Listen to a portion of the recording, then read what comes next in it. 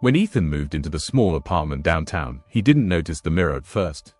It was old, its frame chipped, its surface slightly warped, but it hung perfectly centered on the wall, as if it had always belonged there. For weeks, it was just another piece of furniture. He'd glance at it on his way to work, adjust his tie, check his hair, and move on. Until one night, it blinked. He froze. His reflection had blinked first. At first, he laughed it off, maybe he was just exhausted. But then, the reflection smiled back at him, slowly, deliberately, a few seconds after his own face went still. The next night, it spoke. "Why do you pretend to be okay?" it asked in his voice, quiet, but filled with something heavier than sound.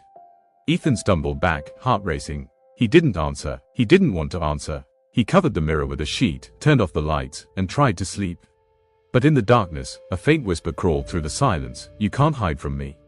The next morning, the sheet was gone. The mirror was uncovered, and written on the glass, in what looked like breath, "We need to talk." Ethan avoided the mirror all day. He tried to convince himself it was a trick of light, stress, maybe even a dream. But deep down, a quiet dread kept whispering, "You know it wasn't." By midnight, the apartment felt heavier, as if the air itself was watching him. He sat on the couch, unable to stop staring at the covered mirror across the room. The sheet began to move. Just a little, then it fell off on its own. His reflection was already waiting. It looked calm, peaceful, almost kind. "Sit," it said. "You've been pretending too long."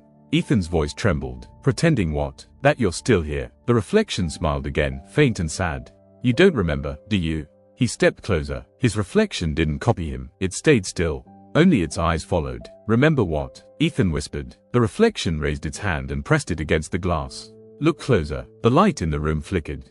And for the first time, Ethan realized something. There was no reflection of the room behind him.